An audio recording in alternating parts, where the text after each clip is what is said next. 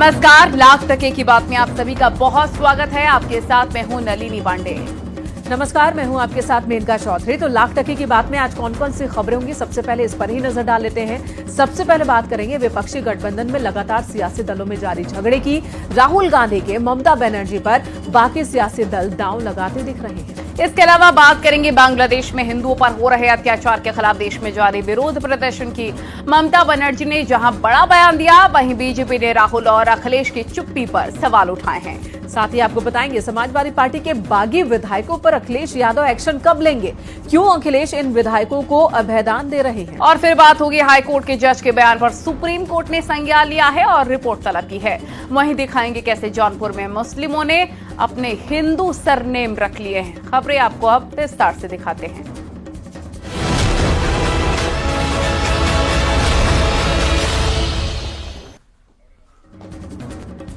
ममता बनर्जी ने विपक्षी गठबंधन का नेता बनने की बात क्या कही, तमाम सियासी दल एक के बाद एक उनके बयान पर सहमति जताने लगे। विपक्षी INDIA ब्लॉक में लीडरशिप के मुद्दे को लेकर अब सियासी घमासान भी तेज हो गई है। ममता बनर्जी ने इंडिया ब्लॉक के नेतृत्व की इच्छा जताई थी, जिसके बाद कई नेताओं ने ममता का समर्थन किया है।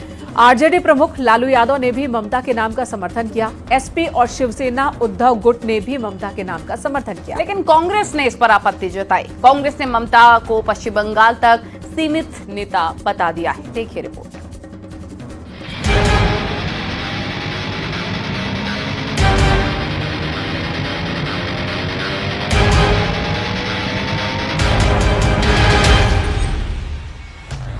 इंडिया गठबंधन में नेतृत्व को लेकर घमासान जारी है।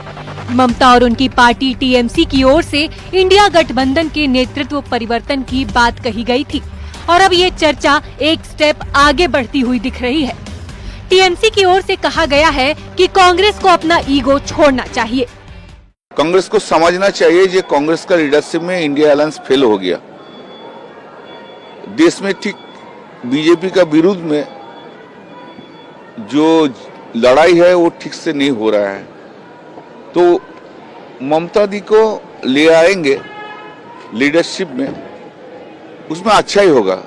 नेतृत्व परिवर्तन को लेकर शिवसेना उद्धव गुट का झुकाव भी ममता बनर्जी की ओर दिखाई दे रहा है। उद्धव की पार्टी कह रही है कि अगर ममता बनर्जी को जिम्मेदारी मिली तो वो गठबंधन को और मजबूत करेंगी। वहीं कांग्रेस कह रही है कि ममता बनर्जी बंगाल से बाहर अपनी पार्टी का विस्तार करने में असफल रही हैं। हम बार बार यही कह रहे हैं कि जो भी स्टैंड होगा इंडिया अलायंस मिलकर निर्णय लेगी, पर ममता बनर्जी जी ने जो खुले दिल से उन्होंने ये प्रस्ताव रखा है कि वो इंडिया अलायंस को लीड करने को तैयार हैं, वो एक महत्वपूर्ण सजेशन है। विश्व स्तर पर राहुल गांधी जी को जानते हैं और राष्ट्रीय स्तर पर तो राहुल गांधी जी को जानते ही है।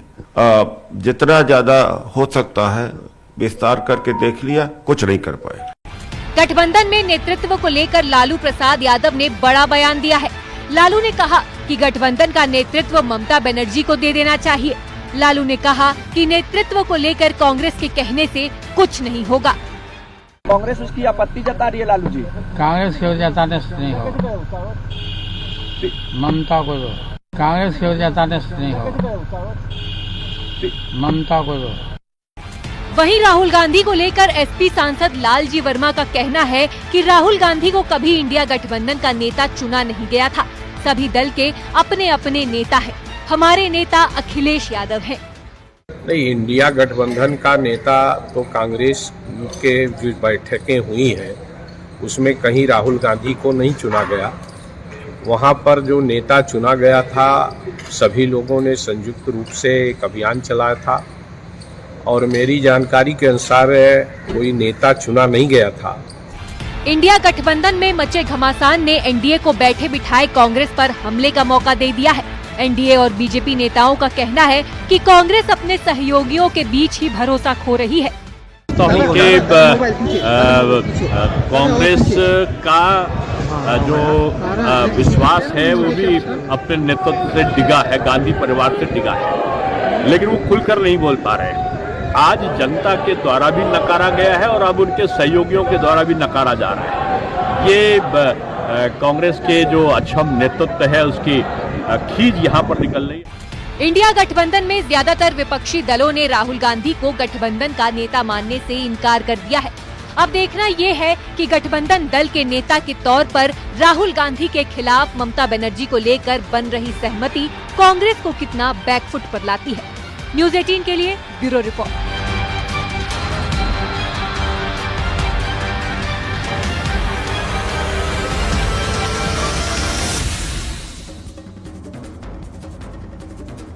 तो बांग्लादेश में हिंदुओं पर हो रहे अत्याचारों के खिलाफ पूरे देश में विरोध प्रदर्शन हो रहा है। खुद पश्चिम बंगाल की सीएम ममता बनर्जी ने बांग्लादेश को लेकर बड़ा बयान दिया, जिसके बाद सियासत गर्मा गई है।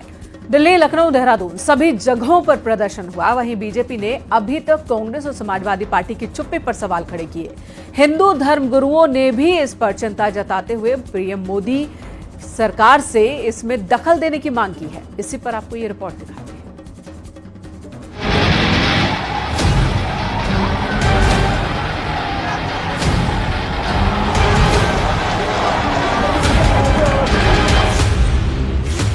बांग्लादेश में अल्पसंख्यकों पर हो रही हिंसा को लेकर भारत में विरोध प्रदर्शन तेज हो रहे हैं। हिंसा का असर पश्चिम बंगाल, दिल्ली, ओडिशा और असम में देखा जा रहा है। इस बीच पश्चिम बंगाल की मुख्यमंत्री ममता बनर्जी ने बांग्लादेश के मुद्दे पर बड़ा बयान दिया है। आज যারা কেউ কেউ বলছে বিহার দখল করব, উড়িষ্যা দখল করব, আমি বলি ভাই ভালো থাকবেন, সুস্থ থাকবেন, সুন্দর থাকবেন। কিন্তু এত বড় হিম্মত আপনাদের কেন কারো নেই যে বাংলা, বিহার, উড়িষ্যা সব নিয়ে নেবেন আর আমরা বসে বসে ললিপপ খাবো। आप देख सकते हैं कई शहरों की एक साथ तस्वीरें। दिल्ली, यूपी और उत्तराखंड में भी बांग्लादेश में हिंदुओं पर हो रहे अत्याचार को लेकर विरोध प्रदर्शन हुआ। बांग्लादेश में हिंदुओं पर हो रहे अत्याचारों को लेकर लखनऊ में बड़ा प्रदर्शन किया गया। लखनऊ विश्वविद्यालय से हजरतगंज तक विरोध यात्रा निकाली गई। इस्कॉन मंदिर, जैन समाज, बौद्ध समाज के लोग भी इसमें शामिल हुए। आगरा में कथावाचक देवकीनंदन ठाकुर ने बड़ा बयान दिया है। उन्होंने कहा कि बांग्लादेश में सनातनियों और संतों पर अत्याचार करने वाले और बाकी देशों में ऐसा करने वालों का डीएनए एक ही है। बांग्लादेश में हिंदुओं के ऊपर बोल नहीं रहे, मंदिर तोड़े जा रहे हैं। संत महात्माओं को जिनको अरेस्ट किया गया उनके वकीलों को भी कोर्ट में नहीं पहुंचा रहे दिया जा रहा है। आप ये समझ लीजिए इस विचारधारा का डीएनए सेम है। मथुरा में आध्यात्मिक गुरु साध्वी रितंबरा ने कहा कि बांग्लादेश में हिंदुओं पर हो रहे हमले की तस्वीरें विचलित करने वाली हैं।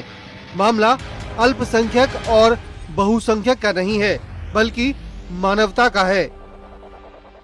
कि हमारे संबंध तभी तक ठीक बने रह सकते हैं जब हमारी भावनाओं का सम्मान होगा, जब हमारी मूल जो धर्म की धारणा है उस पर चोट नहीं होगी।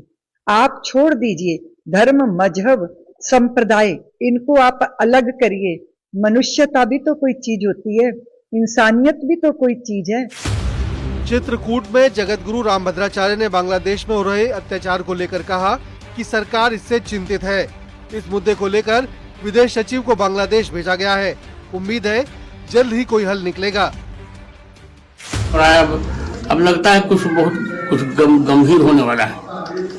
अभी हम लोगों ने विदेश सचिव को भेजा है, आज ही विदेश सचिव वहां पहुंच गए, चर्चा हो रही है। बांग्लादेश में हिंदुओं पर हो रहे अत्याचारों के विरोध में अमरोहा में मिनी स्टेडियम में विशाल धरना प्रदर्शन किया गया। करीब 5000 लोगों ने विरोध प्रदर्शन किया। इसके साथ ही बांग्लादेश में हिंदुओं पर हो रहे अत्याचार की घोर निंदा करते हुए हिंदुओं को एकजुट होने का आह्वान किया गया। प्रयागराज में इलाहाबाद हाईकोर्ट के वकीलों ने सड़कों पर उतरकर अपना विरोध जताया। वकीलों ने इस मौके पर बांग्लादेश के कार्यवाहक राष्ट्रपति मोहम्मद यूनुस का पुतला भी फूंका। वकीलों ने विरोध प्रदर्शन के दौरान केंद्र की मोदी सरकार से बांग्लादेश के मामले को लेकर दखल देने की गुहार लगाई। लगातार जो है वहाँ पे जब से तख्ता पलट हुआ तब से वहाँ पे हिंदुओं पर अत्याचार किया जा रहा है, वहाँ उनकी हत्याएं की जा रही हैं। हम चाहते हैं कि भारत सरकार इस पर हस्तक्षेप करे और इसको चाहे संयुक्त राष्ट्र के माध्यम से हस्तक्षेप करे, चाहे स्वयं भी हस्तक्षेप, क्योंकि हमारा सशक्त नेतृत्व है। नरेंद्र मोदी जी एक सशक्त प्रधानमंत्री हैं। हापुड़ में भी हिंदू समाज के लोगों ने रैली निकालकर बांग्लादेश में हिंदुओं पर हो रहे अत्याचारों के खिलाफ प्रदर्शन किया। इस दौरान हजारों की संख्या में हिंदू समाज के लोग रैली में शामिल हुए। हाथों में बैनर पोस्टर लेकर पूरे शहर भर में रैली निकाली गई। बदायूं में भी हिंदू संगठनों ने अपना विरोध प्रदर्शन किया। इस दौरान बजरंग दल के राष्ट्रीय अध्यक्ष प्रवीण तोगड़िया ने हिंदुओं की सुरक्षा के लिए सख्त कदम उठाने की बात कही। न्यूज़ 18 के लिए ब्यूरो रिपोर्ट।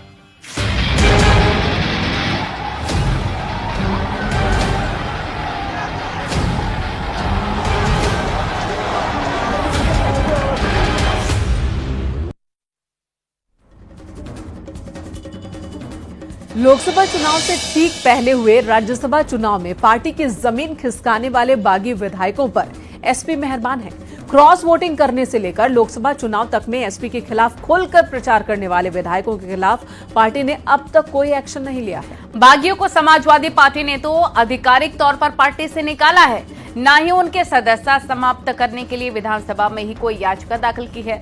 फिलहाल पार्टी का तर्क है कि सदस्यता समाप्त करने के लिए पुख्ता सबूत जुटाए जा रहे हैं।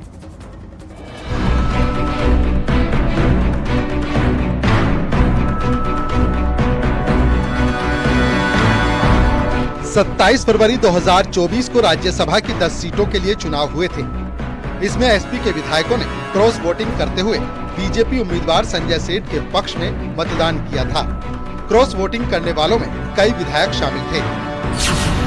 ऊंचाहार से विधायक मनोज पांडे, गोसाईगंज से विधायक अभय सिंह, गौरीगंज से विधायक राकेश प्रताप सिंह, कालपी के विधायक विनोद चतुर्वेदी, चायल से विधायक पूजा पाल, जलालाबाद से विधायक राकेश पांडे और बिसोली से विधायक आशुतोष मौर्य शामिल हैं। वहीं पूर्व मंत्री गायत्री प्रजापति की पत्नी और अमेठी से विधायक महाराजी देवी मतदान के दौरान अनुपस्थित रही थी। समाजवादी पार्टी लगातार दावा कर रही थी कि इनके खिलाफ कार्रवाई होगी। आज भी सबूत इकट्ठा करने की बात कही जा रही है। देखिए, समाजवादी पार्टी बागी विधायकों के संदर्भ में कानूनी राय ले रही है। जिस तरह से दल बदल कानून का में नियम है, कानून है, उनको लेके कुछ दिक्कतें जरूर हैं, लेकिन समाजवादी पार्टी जल्दी ही कानूनी राय लेके बागी विधायकों के खिलाफ कार्रवाई को आगे बढ़ाएगी। लोकसभा चुनाव के बाद भी बागियों पर कार्रवाई की बात हुई थी, लेकिन मामला ठंडा पड़ गया। यूपी विधानसभा में 16 दिसंबर से शीतकालीन सत्र है। महज क्रॉस वोटिंग ही सदस्यता खत्म करने का आधार नहीं बन सकती, जब तक सदस्यों ने सदन के भीतर पार्टी व्हिप का उल्लंघन न किया हो। वहीं पार्टी से बाहर इसलिए नहीं निकाला जा रहा क्योंकि इससे बागी विधायकों को दल बदल कानून के दायरे से बाहर निकलने का एक आधार मिल जाएगा। कांग्रेस के कमजोर होने के कारण वो जमीन समाजवादी पार्टी के लिए बिल्कुल खाली नजर आती है। ऐसे में शायद पार्टी ये नहीं चाहती कि वो अपने बागी विधायक या सांसद या इस तरह के नेताओं के खिलाफ कोई कार्रवाई करके पार्टी के अंदर ही एक और मोर्चा खोल ले, जिससे पार्टी में या तो कमजोरी आए या लोगों में कुछ सुगबुगाहट हो, कुछ लोग पार्टी छोड़ने का मन बना लें। एसपी जिन विधायकों के खिलाफ कार्रवाई चाहती है, उसके लिए वो लोकसभा चुनाव समेत बाकी राजनीतिक गतिविधियों में उनकी भूमिका को आधार बनाएगी। बागी विधायक बीजेपी के राजनीतिक मंचों पर नजर आए थे। हालिया उपचुनाव में भी कुछ विधायकों ने खुलकर प्रचार किया था। सूत्रों की माने तो कार्रवाई के लिए फाइल तैयार की गई थी, लेकिन अब तक इसे आगे नहीं बढ़ाया जा सका है। समाजवादी पार्टी अपने बागी विधायकों के खिलाफ कार्रवाई में सुस्त नजर आ रही है। समाजवादी पार्टी ने दावा किया था कि जिन लोगों ने राष्ट्रपति चुनाव में पार्टी के खिलाफ जाकर वोट कास्ट किया है, उनके खिलाफ कार्रवाई की जाएगी। पार्टी दावा करती है कि उन तमाम लोगों के खिलाफ अभी भी सबूत इकट्ठा किए जा रहे हैं, लेकिन सवाल यही खड़ा हो रहा है कि आखिर वो सबूत कब इकट्ठा होंगे और समाजवादी पार्टी कार्रवाई कब तक करेगी। कैमरा पर्सन रवि के साथ अलाउद्दीन, न्यूज़ 18 लखनऊ। और वीएचपी के एक प्रोग्राम में इलाहाबाद हाई कोर्ट के जज जस्टिस शेखर कुमार यादव के विवादित बयान पर सुप्रीम कोर्ट ने संज्ञान लिया है। सुप्रीम कोर्ट ने जस्टिस शेखर कुमार यादव की ओर से दी गई स्पीच को लेकर हाई कोर्ट से डिटेल में इसका ब्यौरा मांगा। वहीं अल्पसंख्यक और बहुसंख्यक को लेकर दिए गए जज के बयानों पर सियासत भी हो रही है। कांग्रेस सांसद ने जज के खिलाफ महाभियोग लाने की बात तक कह दी है। इसी पर आपको ये रिपोर्ट दिखाते हैं।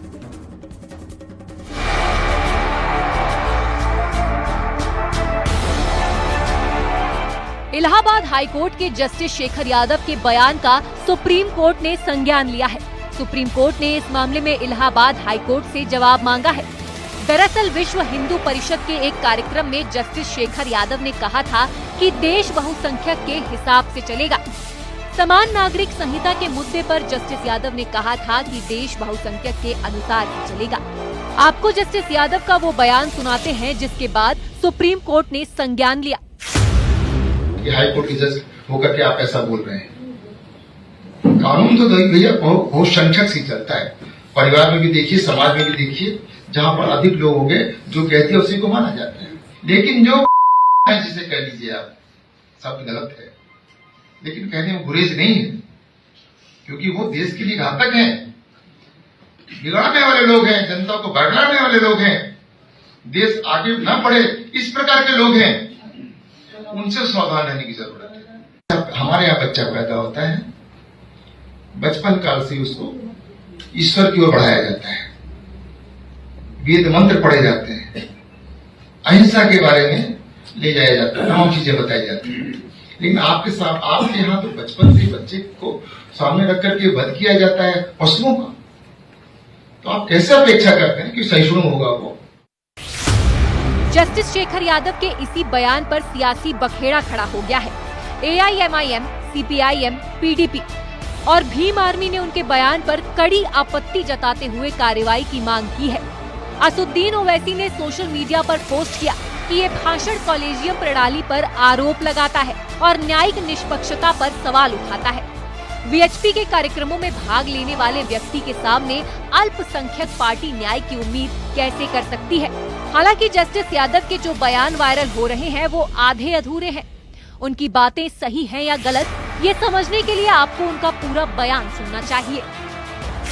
लेकिन जो जिसे कह लीजिए आप, सब गलत है, लेकिन कहने में गुरेज नहीं है, क्योंकि वो देश के लिए घातक हैं, बिगाड़ने वाले लोग हैं, जनता को बरगलाने वाले लोग हैं, देश आगे न बढ़े इस प्रकार के लोग हैं। उनसे सावधान रहने की जरूरत है। ये जो जिनकी हम बात कर रहे हैं सब बुरे नहीं है, वो सब बुरे भी नहीं है। ये जो कुरीतियां या बुराइयां जो हम आपको बता रहे हैं वो भी मानते हैं ये बुराइयां हैं। वो 4 पत्नियों के पक्ष में नहीं रहते हैं, पत्नी को तलाक, ट्रिपल तलाक के पक्ष में नहीं रहते हैं, बच्चियों को मार दिया जाए इससे पक्ष में नहीं रहते हैं। लेकिन जो जिसे कह लीजिए आप, सब गलत है, लेकिन कहने में गुरेज नहीं है, क्योंकि वो देश के लिए घातक हैं, बिगाड़ने वाले लोग हैं, जनता को बरगलाने वाले लोग हैं, देश आगे न बढ़े इस प्रकार के लोग हैं। उनसे सावधान रहने की जरूरत है। कांग्रेस सांसद दिग्विजय सिंह ने जज शेखर यादव के बयान पर ऐतराज जताया है और इलाहाबाद हाई कोर्ट के जस्टिस शेखर यादव के खिलाफ महाभियोग लाने की बात कही है। 16-17 को राज्यसभा में और उसके पहले लोकसभा में भारतीय संविधान पर चर्चा होने वाली है और वहीं एक इलाहाबाद हाई कोर्ट के जस्टिस शेखर यादव कहते हैं कानून वही करेगा जो बहुमत चाहेगा। ये तो भारतीय संविधान के प्रियम्बल के खिलाफ है। ऐसे व्यक्ति को तो हाई कोर्ट जज कैसे बना दिया गया? उसके खिलाफ तो इम्पीचमेंट मोशन हम लाएंगे। इलाहाबाद हाई कोर्ट के जस्टिस शेखर यादव के बयान पर जहां सियासी घमासान मचा है, वहीं खुद सुप्रीम कोर्ट ने इस पर संज्ञान लेते हुए इलाहाबाद हाई कोर्ट से रिपोर्ट मांगी है। न्यूज़ 18 के लिए ब्यूरो रिपोर्ट।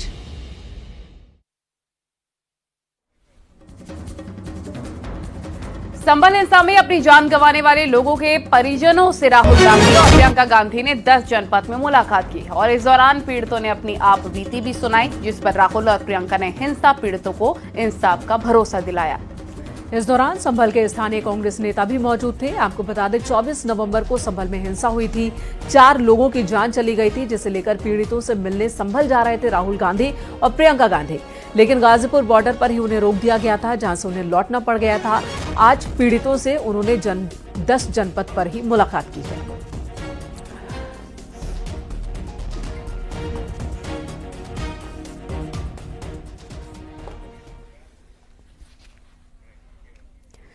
और इसी के साथ यहां रुकेंगे एक छोटे से ब्रेक के लिए। न्यूज़ 18 पर खबरों का सिलसिला लगातार जारी है।